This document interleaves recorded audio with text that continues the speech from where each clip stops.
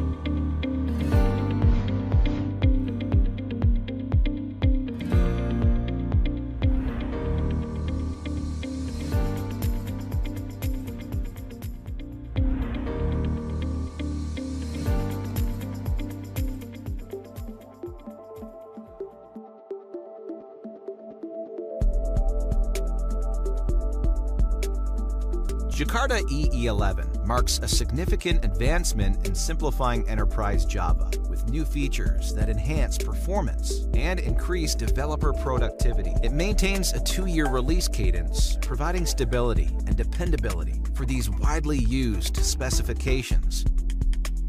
Key highlights include the new Jakarta data specification, major updates to the existing specifications, and support for the latest Java LTS release, which enables developers to leverage enhancements in Java 21, including virtual threads. This new Jakarta data specification simplifies data access and boosts productivity by separating persistence logic across databases. Key features include Data Repository, a built-in supertype that is the root of all repositories. Basic Repository, a built-in repository supertype for performing basic operations on entities. CRUD Repository, this facilitates basic CRUD operations, making database interactions more straightforward and less error-prone. Pagination, support for both offset and cursor pagination. Jakarta Data Query Language, JDQL, a streamlined language designed to specify the semantics of query methods within Jakarta data repositories. This release has streamlined the specification with multiple changes designed to make building applications faster and simpler for developers. These enhancements include the removal of managed beans. The managed beans specification has been deprecated and removed from Jakarta EE11 and replaced by CDI alternatives. The removal of all references to the Java SE Security Manager. Aligning with JEP 411, all references to Security Manager have been removed, paving the way for more modern security practices. The removal of optional features to lower the barrier for new vendors. All optional specifications have been removed in Jakarta EE11. And finally, embracing Java records. Continued support for Java records with various specifications.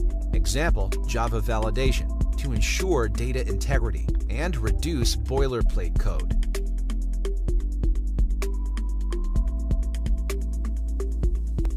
The new release supports Java 17 or higher that enables developers to leverage enhancements in Java 21, including virtual threads.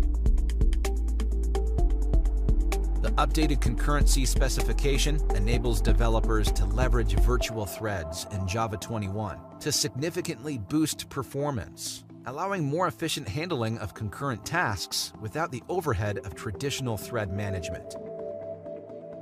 Jakarta EE11 offers many features and updates that enhance performance and increase developer productivity.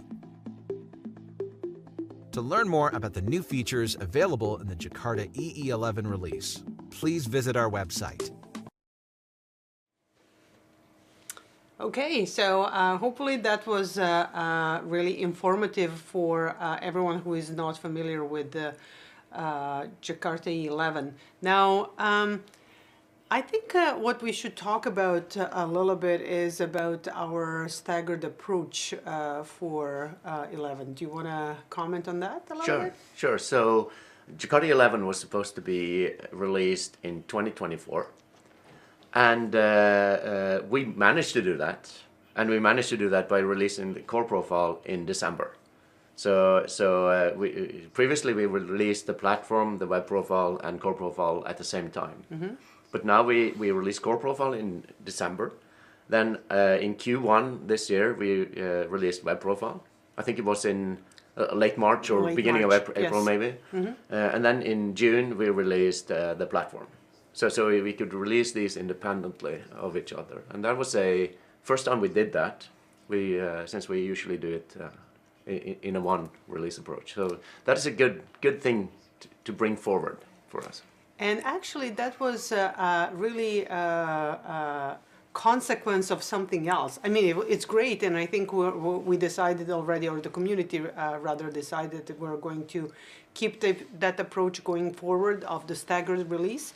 But it was a consequence and silver lining of some other work that was happening, and that is about the TCKs. Do you want to touch on that? Yeah, sure. So we did a major refactoring of the TCKs, or the technology compatibility kit, and it was written in a technology invented 30 years ago. So it was time for some modernization there.